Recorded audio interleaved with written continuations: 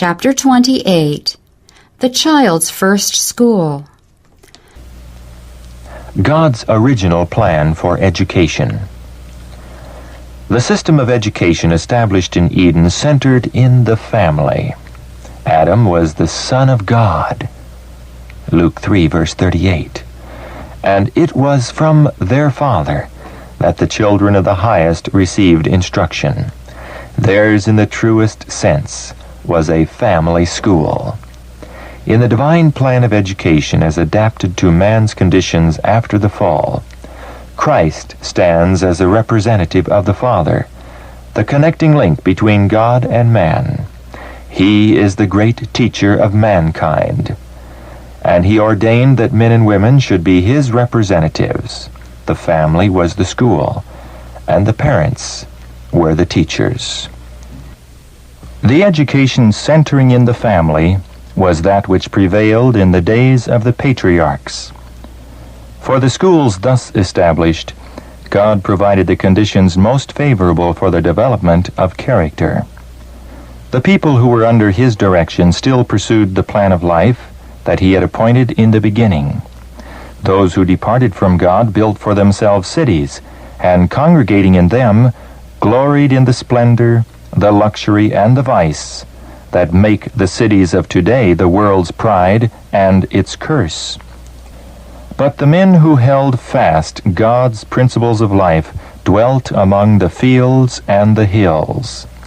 They were tillers of the soil and keepers of flocks and herds.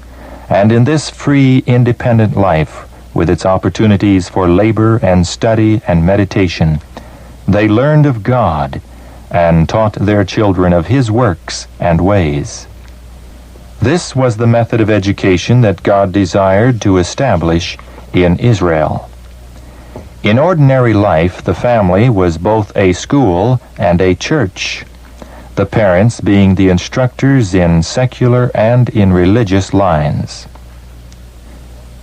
In his wisdom, the Lord has decreed that the family shall be the greatest of all educational agencies. It is in the home that the education of the child is to begin. Here is his first school.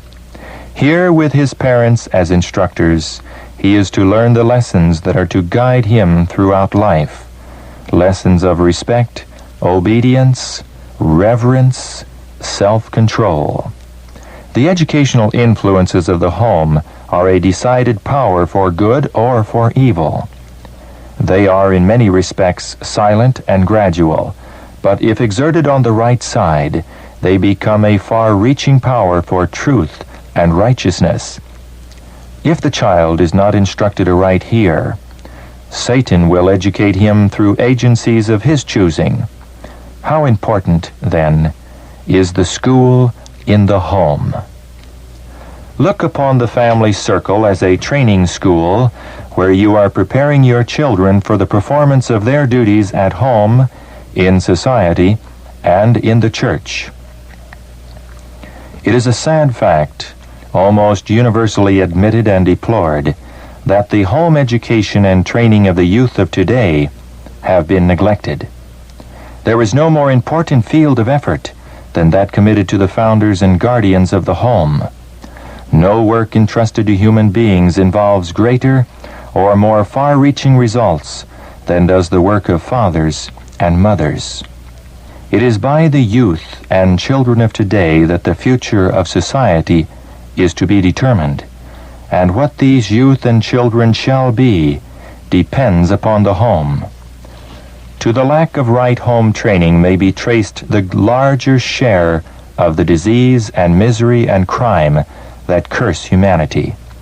If the home life were pure and true, if the children who went forth from its care were prepared to meet life's responsibilities and dangers, what a change would be seen in the world. Every child brought into the world is the property of Jesus Christ and should be educated by precept and example to love and obey God.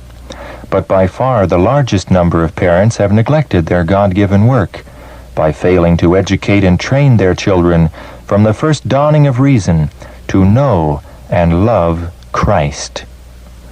By painstaking effort, parents are to watch the opening receptive mind and make everything in the home life secondary to the positive duty enjoined upon them by God, to train their children in the nurture and admonition of the Lord.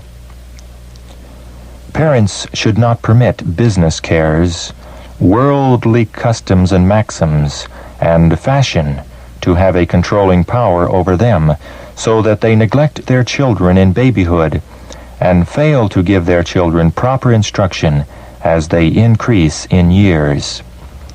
One great reason why there is so much evil in the world today is that parents occupy their minds with other things than that which is all important: how to adapt themselves to the work of patiently and kindly teaching their children the way of the Lord. If the curtain could be drawn aside, we should see that many, many children who have gone astray have been lost to good influences through this neglect. Parents, can you afford to have it so in your experience? You should have no work so important that it will prevent you from giving to your children all the time that is necessary to make them understand what it means to obey and trust the Lord fully. And what will you reap as a reward for your effort?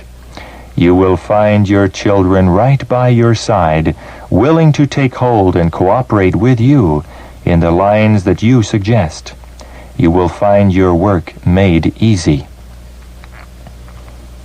Parents should, in a special sense, regard themselves as agents of God to instruct their children, as did Abraham, to keep the way of the Lord.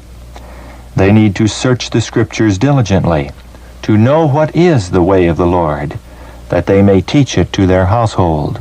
Micah says, "What doth the Lord require of thee, but to do justly, and to love mercy, and to walk humbly with thy God?" In order to be teachers, parents must be learners, gathering light constantly from the oracles of God, and by precept and example, bringing this precious light into the education of their children. From the light that God has given me, I know that the husband and wife are to be in the home minister, physician, nurse, and teacher, binding their children to themselves and to God, training them to avoid every habit that will in any way militate against God's work in the body, and teaching them to care for every part of the living organism. The mother must ever stand preeminent in this work of training the children.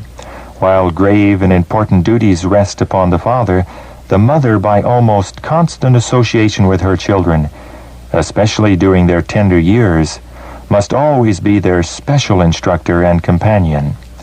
She should take great care to cultivate neatness and order in her children, to direct them in forming correct habits and tastes. She should train them to be industrious, self-reliant, and helpful to others, to live and act and labor as though always in the sight of God. The elder sisters can exert a strong influence upon the younger members of the family. The younger, witnessing the example of the older, will be led more by the principle of imitation than by oft-repeated precepts. The eldest daughter should ever feel it a Christian duty devolving upon her to aid the mother in bearing her many toilsome burdens. Parents should be much at home. By precept and example, they should teach their children the love and fear of God. Teach them to be intelligent, social, affectionate, to cultivate habits of industry, economy, and self-denial. By giving their children love, sympathy, and encouragement at home, parents may provide for them a safe and welcome retreat from many of the world's temptations. It is in the home school that our boys and girls are to be prepared to attend the church school. Parents should constantly keep this in mind, and as teachers in the home, should consecrate every power of the being to God, that they may fulfill their high and holy mission. Diligent, faithful instruction in the home is the best preparation that children can receive for school life. We have Bible rules for the guidance of all, both parents and children, a high and holy standard from which there can be no swerving. God's injunctions must be paramount. Let the father and mother of the family spread out God's word before them, the searcher of hearts, and ask in sincerity, "What hath God said?" Teach your children to love truth, because it is truth, and because they are to be sanctified through the truth, and fitted to stand in the grand review that shall ere long determine whether they are qualified to enter into higher work and become members of the royal family, children of the heavenly King. Satan is marshaling his hosts. And are we individually prepared for the fearful conflict that is just before us? Are we preparing our children for the great crisis? Are we preparing ourselves and our households to understand the position of our adversaries and their modes of warfare? Are our children forming habits of decision, that they may be firm and unyielding in every matter of principle and duty? I pray that we all may understand the signs of the times, and that we may so prepare ourselves and our children, that in the time of conflict, God may be our refuge and defense.